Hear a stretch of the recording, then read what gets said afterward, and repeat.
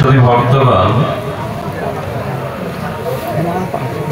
ভক্তি ভক্ত ভগবন্ত গুরু চতুর নাম বপু এক। ধ্যান দিতে হবে এবার। ইনকে চরণরজ বন্দিয়ে নাশত বিঘ্ন অনেক। ভক্ত ভক্তি ভগবান গুরু, কয়টি নাম হলো? ভক্ত ভক্তি ভগবান গুরু, নাম কয়টি হলো? চারটি, কিন্তু তত্ত্ব এক। ভক্ত ভক্তি ভগবন্ত গুরু বহুচার, তত্ত্ব তো এক। যেমন আমাদের এই ধরিত্রী, মহিতল, অবনী, পৃথিবী, বসুন্ধরা বহু নামবাচক হলেও এটি পৃথিবী, এটি বসুন্ধরা। বহু নাম থাকতে পারে, কিন্তু ধরিত্রী বা বসুন্ধরা একটি। তেমনি গুরু, ভগবান, ভক্তি এবং ভক্ত চতুর নাম বপু এক। তত্ত্ব তো এক, অভিন্ন। মানুষের জীবনে যত বিঘ্ন আছে, সর্বোত্তম বিঘ্ন হলো প্রারব্ধ কর্মফল পুনঃ পুনঃ জগতে জন্ম মৃত্যু চক্রে আবর্তনশীল হওয়া। মনুষ্য জীবনে অধি দৈবিক, অধি আত্মিক, অধি ভৌতিক, এই ত্রয় যে ত্রিতা, এই বিঘ্ন নাশ হয় এই চার স্মরণ নিলে। ভক্ত ভক্তি ভগবন্ত গুরু চতুর নাম বপু এক। ইনকে চরণ রজ শরণ লিয়ে নাশত বিঘ্ন অনেক। যদি কেহ ভক্ত ভক্তি ভগবান গুরুর চরণ রজকে আশ্রয় করতে পারে, তখনই জীবের বিঘ্ন নাশ হয়। এটি বিঘ্ন নাশ করার শাস্ত্রীয় প্রকৃষ্ট পরম উপায়। বিঘ্ন কি জীবনে আমরা চাই? বিঘ্ন আমরা চাই না, কিন্তু সেই বিঘ্ন নাশের উপায় হলো এই চারের স্মরণ নেওয়া।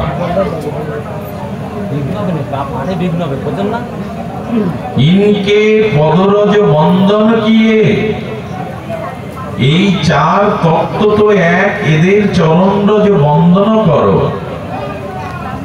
এদের বন্দনের দ্বারাই বিঘ্ন নাশ হবে। কিন্তু এদের স্মরণ, এদের চরণে বিশ্বাস, আস্থা, আনুগত্য, শ্রদ্ধা, সমর্পণ কখন আসবে? একটু শান্ত থাকুন। কখন আসবে এদের চরণে শরণাগতি, প্রবৃত্তি, শ্রদ্ধা? আসবে তখনই তুলসীদাস গোস্বামী বললেন, সাধনকে বিনো সৎসঙ্গ ন হরি কথা, তে বিন মোহ না ভাগ।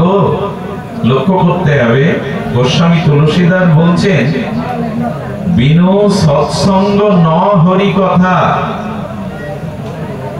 আর তে বিনো মোহ না ভাগ। মায়া বা মোহ ভগবানে আপনার জীবন থেকে বিতাড়িত করতে পারবেন না, দুটি সৌভাগ্য আপনার জীবনে প্রাপ্তি না হলে। মোহ বা দুর্চর্যা, দুর্লঙ্ঘনীয় মায়া, এটি আপনি আপনার চেষ্টায় ত্যাগ করতে পারবেন না। দুটি বিষয়ের স্মরণ হলে বা আশ্রয় হলে এই মোহ দূর হবে। আচ্ছা, ধৃতরাষ্ট্র হস্তিনাপুরের রাজ সিংহাসনে আসীন হলেন। কে হলেন? ধৃতরাষ্ট্র, যিনি জন্মান্ধ। যে ব্যক্তির দৃষ্টিশক্তি নাই, জগৎ তার কাছে অন্ধকার। তো চক্ষুহীন ব্যক্তি, দৃষ্টিহীন ব্যক্তির কাছে জগৎ বড় অন্ধকারময়, নিরানন্দময়। তো যিনি জন্ম থেকেই অন্ধ এবং রাজ সিংহাসনে বসলেন, আর সেই কুরুক্ষেত্রের রণাঙ্গনে নিজের শতপুত্র নিধন হলো। শতপুত্রের পুত্র বধূগণ বৈধব্য বেশ, তাদের চোখের জল পুত্রের চিতার হুতাসনে, সবকিছু ধৃতরাষ্ট্র দেখলেন। নিজের ভ্রাতা পাণ্ডু দেহ রাখল, পঞ্চ পাণ্ডবদের কত না মৃত্যু, যন্ত্রণা, ভিক্ষার প্রতিকূলতা দেখতে হলো। আচ্ছা, ধৃতরাষ্ট্রের কি মোহ দূর হয়েছিল?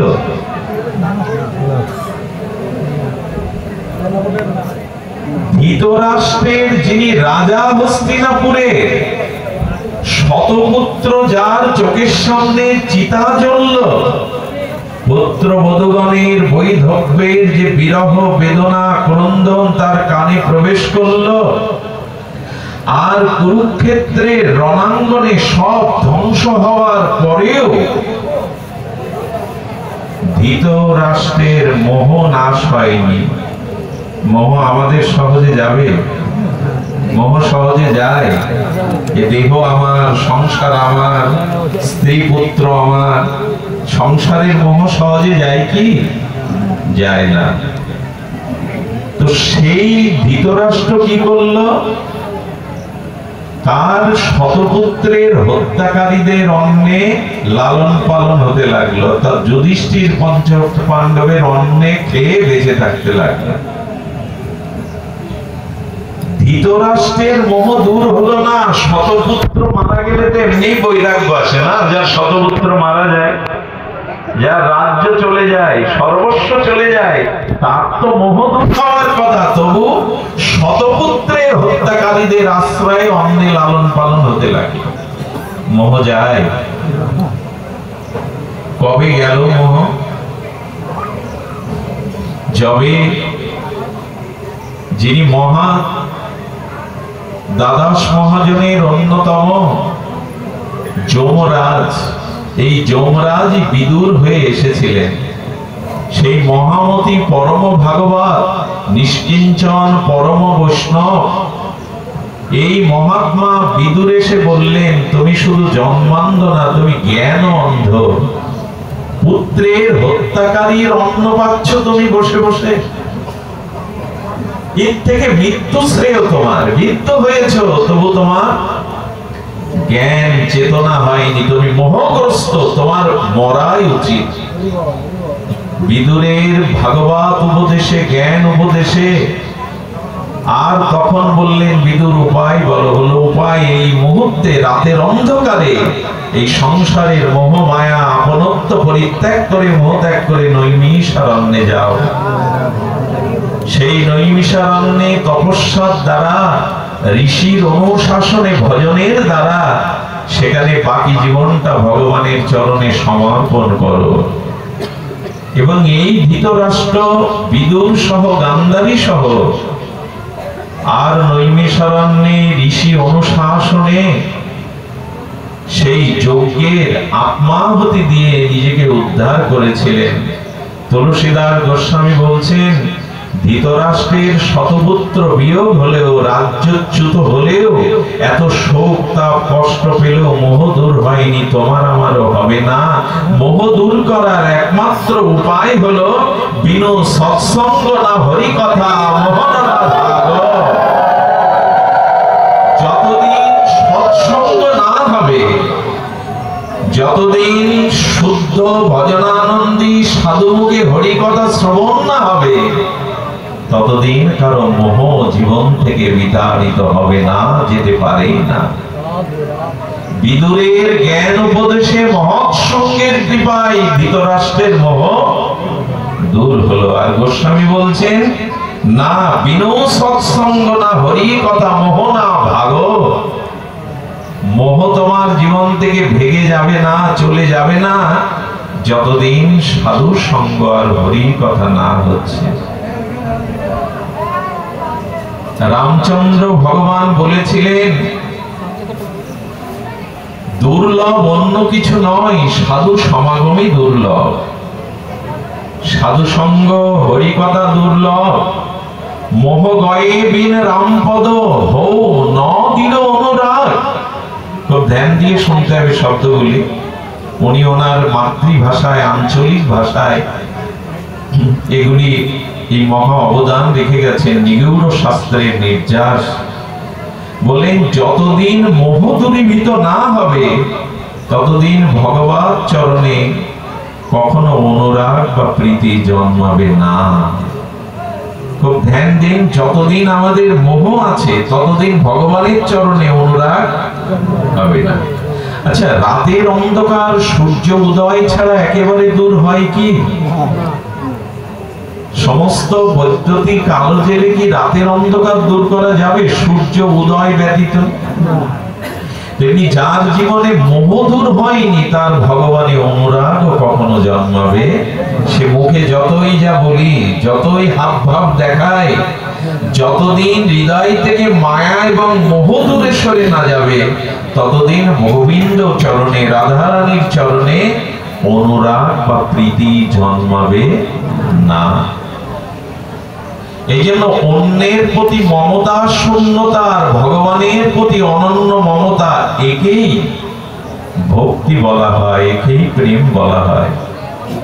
আচ্ছা, ভগবানের প্রতি অনুরাগ আসে না কেন, সংসারের প্রতি আসে কেন?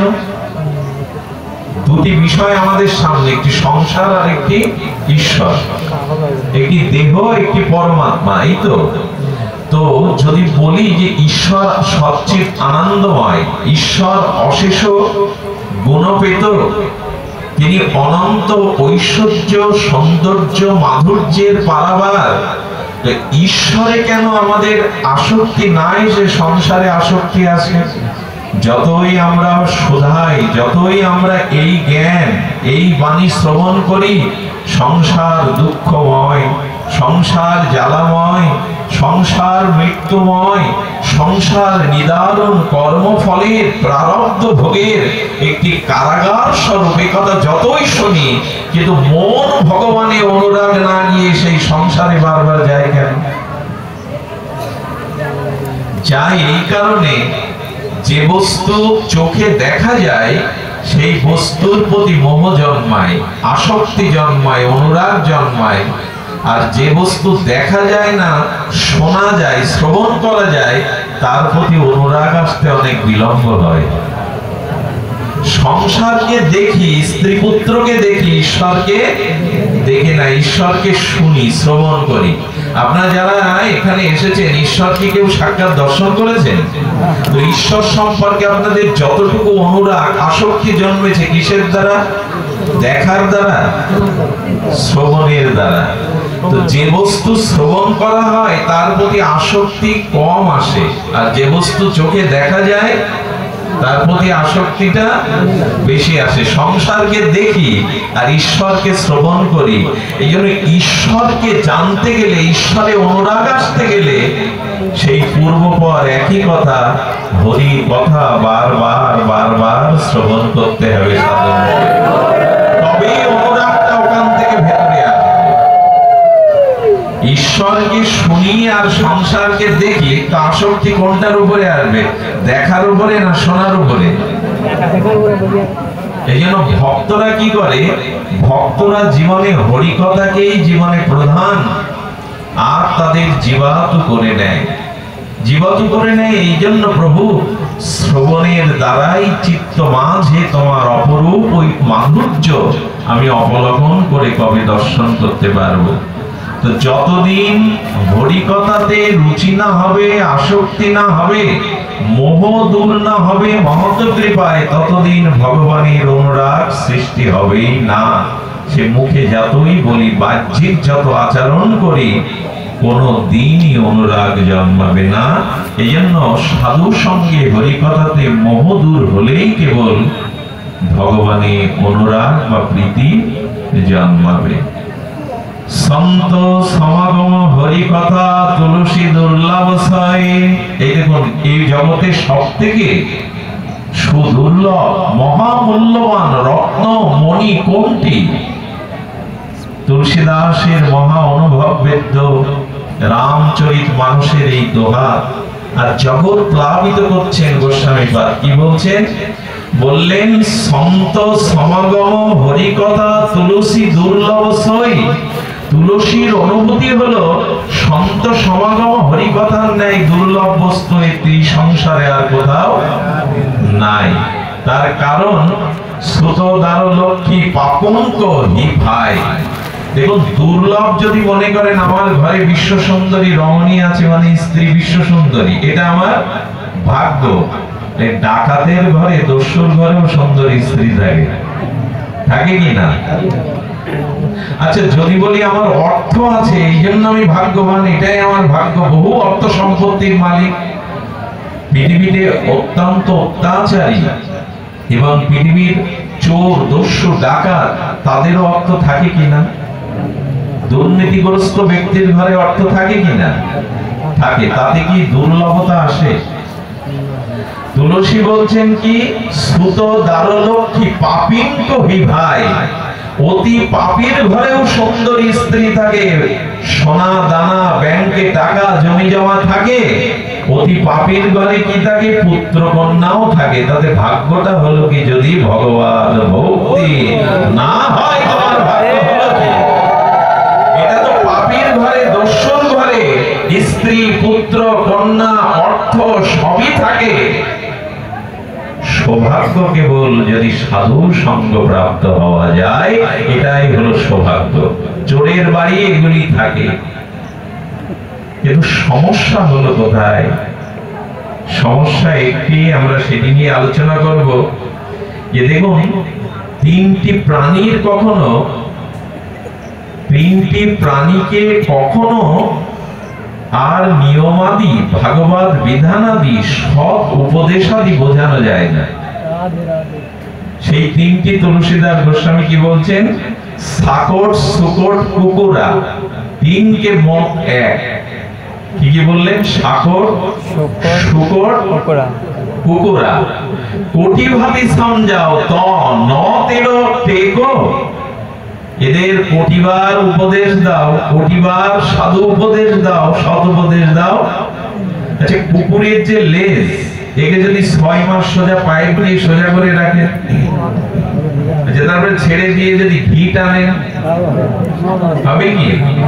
কুকুরকে যদি বলেন তুমি তোমার স্বভাব বদলাও, আমি তোমাকে 3 বেলা ভালো হোটেল থেকে খাদ্য আনাচ্ছি, তোমার জন্য ভালো বিছানা করছি, তোমাকে অট্টালিকা দিচ্ছি, স্বভাব বদলাবে তো? কোনো উপদেশেও স্বভাব বদলাবে না। আচ্ছা, ভোরবেলা কুকুটি অর্থাৎ মরম মুরগিকে যদি বলেন আর দেখো না, শুনবে আপনার কথা? এদের যতই বলেন তোমার ডাকিতে চিৎকারে আমার ঘুম নষ্ট হয়, তুমি ভোরবেলা দেখো না, কোটি শত উপদেশে যাবে কুকুটির। আর তারাই কেবল ভাগবত সাধুমুখী উপদেশে জীবন স্বভাব পরিবর্তন করে না, তারা পাষণ্ড। এই পাষণ্ড কুকুটি এবং কুকুর, এরা শত এদের উপদেশ দানেও এরা পরিবর্তন হয় না। পাষণ্ড কারা? যারা সাধুতে, শাস্ত্রে, ভগবানে বিশ্বাসী নয়। উপরে উপরে মানতে হয় মানে, কিন্তু ভেতরে বিশ্বাস করে না, এরাই হলো পাষণ্ড। যারা ভগবান বিশ্বাসী নয়, সাধু সন্ত শাস্ত্রে যাদের সুদৃঢ় বিশ্বাস নাই, এরাই হলে জগতে পাষণ্ড। আর পাষণ্ড কখনো কারো উপদেশ নেয় না। যে কারণে দুর্যোধন ভগবান শ্রীকৃষ্ণের উপদেশে পরিবর্তন হয়নি। হয়েছিল স্বয়ং ভগবান শ্রীকৃষ্ণ কতবার উপদেশ দিতে গেলেন, কিন্তু দুর্যোধনের পরিবর্তন হয় না। তেমনি আমার মতো যারা পাষণ্ড, বাইরে মানে ঈশ্বর অথচ ভেতরে ঈশ্বরের শাস্ত্রে, সাধুতে, প্রসাদে, হরিনামে, তুলসীতে বিশ্বাস যার নাই, দৃঢ়তা যার নাই, ইনি জগতে পাষণ্ড। যিনি অভিমান, গর্ব, মোহ নিয়ে কাটালেন, ঈশ্বরে বিশ্বাস এলো না, আর এই বিশ্বাস না আসলে তার জীবনে ভগবানও যদি সাথে থাকেন, ভগবানও যদি উপদেশ করেন, তবু তার পরিণতি কখনোই শুভ ফল প্রদান করবে না। সেই বিষয়ে রামচরিত মানসের একটা লীলা এখন উপস্থাপন করা হচ্ছে আপনাদের প্রসন্ন কৃপায়। আমি পূর্বে উল্লেখ করেছি বিনু সৎসঙ্গ আর হরি কথা। আচ্ছা, হরি কথার ফলশ্রুতি কি সাধু সঙ্গে? বলো, শুদ্ধ সাধু সঙ্গে যদি হরি কথা শ্রবণ হয়, তাহলে হরি কথা আপনাকে ভগবান দর্শন করিয়ে দেবে, ভগবানের নিকটে নিয়ে যাবে। হরি কথার ফল যদি কেউ জিজ্ঞাসা করে যে সাধু সঙ্গ হরি কথার ফলশ্রুতি কি, তো হরি কথা সাধু সঙ্গ আপনাকে ভগবানের নিকটে দর্শন করিয়ে দেবে, ভগবানের কাছে পৌঁছে দেবে। এটা সেতু, সিঁড়ি। এপার থেকে যেমন ওপারে যাওয়া লাগে সেতুতে, তেমন সাধু সঙ্গ হরি কথায় আপনাকে ভগবানের চরণে, আজ পর্যন্ত পৃথিবীতে যারা ভগবত দর্শন পেয়েছেন, ভগবানের চরণ প্রান্তে পৌঁছে গেছেন, তার একটি কারণ মহৎ কৃপা এবং হরি কথা। প্রমাণ নিন। ভগবান শঙ্কর, ভগবান শঙ্কর মানে সত্যম শিবম সুন্দরের প্রতিমূর্তি ভগবান শিব, সতীকে সাথে নিয়ে হরি কথা শুনতে যাচ্ছেন। কে যাচ্ছেন? শঙ্কর শুনতে যাচ্ছেন। সর্বদা সমাধিতে থাকেন। শঙ্কর কাকে নিয়ে যাচ্ছেন সাথে? সতীকে। সতীকে সাথে নিয়ে তিনি ভরদ্বাজ ঋষির আশ্রমে আর রাম গুণগাথা, প্রভুর গুণগাথা শ্রবণের জন্য উপস্থিত হলেন। আর সতী বসেছে, তবু হরিকথাতে সতী শুনছে না মন দিয়ে। ভগবান শঙ্কর সেই হরিকথা শ্রবণ করে সতীকে সাথে নিয়ে যখন আসছেন, তখন শুরু হয়েছে ত্রেতার রাঘবেন্দ্র মর্যাদা পুরুষোত্তম রামচন্দ্রের নরলীলা। সেই ত্রেতার লীলা, সেই লীলাতে সীতা হরণ হওয়ার পরে রঘুপতি রাঘবেন্দ্র রামভদ্র আর বনে বনে কাঁদছেন, কখনো হরিণকে, কখনো লতাকে, কখনো নদীকে, কখনো বৃক্ষকে কেঁদে কেঁদে প্রশ্ন করছেন, আমার সীতা কোন পথে গেছে বলতে পারো? দূর থেকে ভগবান শঙ্কর দেখেই বলছেন, সতী এই দেখো, সাধু সঙ্গ হরি কথা মানে হরির কাছে পৌঁছে দেওয়া। এই প্রভু রাম পৌঁছে দিলেন। কিন্তু ভগবান শিব রঘুপতি রামের সম্মুখে গেলেন না। খুব ধ্যান দিয়ে শুনতে হবে, নাহলে ভেতরে প্রবেশ করা যাবে না। কেন গেলেন না? দেখুন, ভগবান শঙ্করের সাথে আর রঘুপতি রামচন্দ্র বা কৃষ্ণের সাথে তিনটি সম্পর্ক। কয়টা? তিন প্রকার রসের সম্পর্ক। একটি হলো দাস্য, একটি স্বামী, আর একটি হলো সখ্য। কি কি বললাম? ভগবান শঙ্করের সাথে রামচন্দ্রের সম্বন্ধ রস তিনটি, দাস্য, সখ্য আর স্বামী। মানে প্রভু, স্বামী মানে প্রভু। শিব ঠাকুর রামচন্দ্রকে নিজের ইষ্ট বা স্বামী মনে করেন। স্বামী মানে এখানে পতি না, স্বামী মানে প্রভু বা ইষ্ট, জীবন সর্বস্ব। আর শিব ঠাকুর মাঝে মাঝে প্রভুর নিজেকে দাস বা সেবক মনে করেন। এই হনুমানকে জানেন? এই হনুমান ভগবান শিবেরই অবতার। ভগবান শঙ্করই হনুমান হয়ে রামচন্দ্রের চরণ সেবার জন্য এসেছিলেন। এই জন্য প্রভুর সাথে সম্পর্ক তিনটি। কখনো তিনি সেবার জন্য দাস হন, কখনো তিনি সখা হন, আর কখনো তিনি তাকে ইষ্ট বা স্বামী জ্ঞান করেন। আচ্ছা, রামচন্দ্র নরলীলাতে কাঁদছেন, উনি বৃক্ষের কাছে, লতার কাছে, নদীর কাছে, মৃগী হরিণীর কাছে, সকলের কাছে প্রশ্ন করছেন। বললেন কোন সেবকের উচিত না প্রভুর লীলাতে, প্রভুর বিধানে রসভঙ্গ করা। একটা জিনিস জেনে নেন, যাকে প্রভু মানেন, যাকে শ্রেষ্ঠ মানেন, আপনি সম্মুখে উপস্থিত হলে যদি তিনি তার আনন্দ বা রস বা কোনো মানসিক সংকটে ভুগতে থাকেন, তাহলে দূর থেকে তার সেবা চিন্তা প্রণাম শ্রদ্ধা জানাবেন, কিন্তু তার সামনে যাবেন না। অনেকে আছে দেখবেন গুরুদেব এলে তার হাত ধরতে ব্যস্ত হয়, সাথী ধরতে ব্যস্ত হয়, মানে সামনে গুরুদেবের সাথে থাকলে তার হাতটা ধরলে সাধারণ যারা তারা মনে করবে ইনি গুরুদেবের খুব প্রিয়। কিন্তু উপযুক্ত অনুভবী জন কি করেন জানেন? সবার পিছনে দাঁড়িয়ে থাকেন, গুরুদেবের সামনে যান না ভিড়ের মধ্যে। এবং গুরুদেব পরবর্তীতে তার সেবার কি প্রয়োজন, কোথায় উঠবেন, তার বিছানা ঠিক করতে হবে কি, তার বাথরুমটা পরিষ্কার করতে হবে কি, ওই দিকেই চলে যায়। এই জন্য উপযুক্ত যারা সেবক, তারা সামনে গেলে যদি প্রভু বিব্রত বোধ করেন, সামনে তারা ভিড়। গুরুদেব যদি ডেকে নেয় তো অন্য কথা, যদি তিনি কাছে ডেকে নেন অন্য কথা। শিব ঠাকুর দূর থেকে প্রণাম করছেন।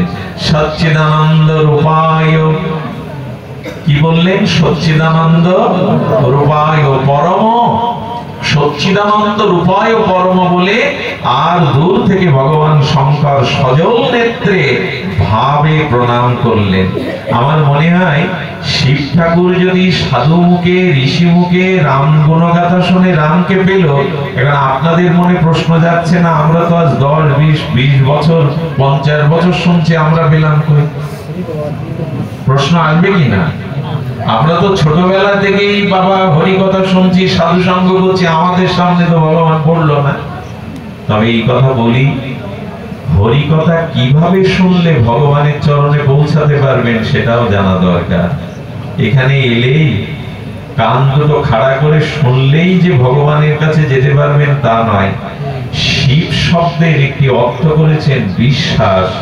যারা হরি কথার প্রতিটি লীলা, কথা, শব্দ পরম বিশ্বাস মনে করেন, এই বিশ্বাসী ব্যক্তি কেবল হরি কথা শুনে ভগবানের রাজ্যে পৌঁছাতে। মনে পড়ে আপনাদের সেই চিরচেনা জানা কথা, এক বুড়িমা বৃন্দাবনে দুগ্ধ দিতে যেতেন পূজারী বাবাকে, পাঠক বাবাকে। আর যেদিন নৌকা পেতেন না, বিলম্ব হতো, সেদিন পূজারী বাবা বলল, পূজার সময় অতিবাহিত হয়ে যায়, তুমি বিলম্ব করো, এখন দুগ্ধ কি করবো? তো হঠাৎ বুড়িমা একদিন সকাল সকাল পৌঁছে ভাগবত শুনতে বসেছেন বাবাজি মহারাজের বৃন্দাবনে। শুনছেন যে হরিনামে বিশ্বাস এলে সাগরও পাড়ি দেওয়া যায়, সংসার পাড়ি দেওয়া যায় হেঁটে। আরে হরিনামে বিশ্বাস হলে ভব সংসার পাড়ি দিয়ে ভগবানের কাছে। বুড়িমা তখন বললেন, ভব সংসার যদি পাড়ি দেওয়া যায়, যমুনা কেন পার হওয়া যাবে না? এটা তো অনেক ছোট। সেই দিনই হরিনামে বিশ্বাস করে উনি হেঁটে যমুনা পার হলেন। পরের দিন যখন প্রভাতে দুধ নিয়ে উপস্থিত বুড়িমা, এত ভোরে তো নৌকা যমুনার ঘাটে লাগায় না, মাঝি আসে না, তো পার হলে কি করে? বাবা, পার তো তোমার কথা শুনেই হলাম। আরে ভগবানের নামে যদি ভব সংসার পার হওয়া যায়, যমুনা তো ক্ষুদ্র, আমি হেঁটেই পার হয়েছি বলে তোমার গাড়ি ভূত লাগেনি তো? হেঁটে পার হয়েছে মানে ভূত প্রেত পিশাচ লাগেনি তো? আরে বাবা বলছো কি? হেঁটেই তো পার হয়ে এলাম, চলো তো। হ্যাঁ, হেঁটে বুড়ি পার হচ্ছে রাধা নামে, কৃষ্ণ নামে, হরি নামে। আর এই অবিশ্বাসী পাঠক আমার মতো, সে পা দিয়ে দেখতে গেছে, হরি বলে দেখি তো খাটে কিনা, ওর ঘাড়ে ভূত প্রেত লাগেনি তো। যেই অবিশ্বাসে পা দিয়েছে, ডুবে আর ভেসে চলে কোন রকমে সাঁতার কাটতে কাটতে উঠছে। এর কারণ কি? এর কারণ শিব মানে বিশ্বাস। যারা বিশ্বাসের সহিত যে এই সাধু সঙ্গে, এই হরি কথা একদিন আমাকে গোবিন্দ চরণ পাইয়ে দেবে, এই বিশ্বাসে যারা শ্রবণ করে, তারাই ভগবানের রাজ্যে ফিরে অবশ্যই যাবে, দর্শন এটা দৃঢ় করে নিন। ভগবান শঙ্কর দৃষ্টান্ত দিচ্ছেন। আচ্ছা, এখানে সতী কি বলছেন জানেন? সতী বলছেন, আমি দক্ষ রাজার কন্যা। আরে তুমি কাকে প্রণাম করছো? তুমি জগৎ গুরু। এই রাম তো তো দশরথের পুত্র। আরে রাম তো সেদিন জন্মেছে অযোধ্যাতে, দশরথের পুত্র। আরে যে সোনার হরিণ চিনতে পারে না, সোনার হরিণের পিছনে দৌড়ায়, তাকে তুমি ভগবান বলে প্রণাম করছো? সতীর অভিমান আসছে। কি অভিমান জানেন? আমার শিব শঙ্করিত স্বয়ংভূ ভগবান, উনি কাকে প্রণাম করবেন? আর যাকে উনি সচ্চিদ আনন্দ বলে প্রণাম করছেন, সে তো সোনার হরিণও চেনে না। বেটা সোনার হরিণের পিছনে দৌড়ে গেল। আর যদি ভগবান হয়, সর্বজ্ঞ হয়, কেউ লতা পাতার কাছে জিজ্ঞাসা করে বউ হারিয়ে যে জঙ্গলে কাঁদে, সে ভগবান হয়? এই দেখুন, হরিকথা শুনেও শিবের সঙ্গ পেয়েও অবিশ্বাস যদি থাকে, তার দুর্দশা দেখুন। বলেন যে বউ হারিয়ে কাঁদে, বাবা যাকে বনবাসে দেয়, আর যে লতা পাতার কাছে হরিণের কাছে জিজ্ঞাসা করে এ ভগবান হয় কি করে? তুমি মানলেও শিব ঠাকুর, আমি মানতে পারছি না। আমার দশাও তাই, আমি মানতে পারছি না যে সাধু সঙ্গ হরিকথাতে ভগবান পাওয়া যায়। শুধু ভক্তগণ, শিব ঠাকুর তখন বলছেন দেখো আচ্ছা, এই সতী শব্দের অর্থ হলো বুদ্ধি। বুদ্ধির দ্বারা ভগবানের কাছে পৌঁছানো।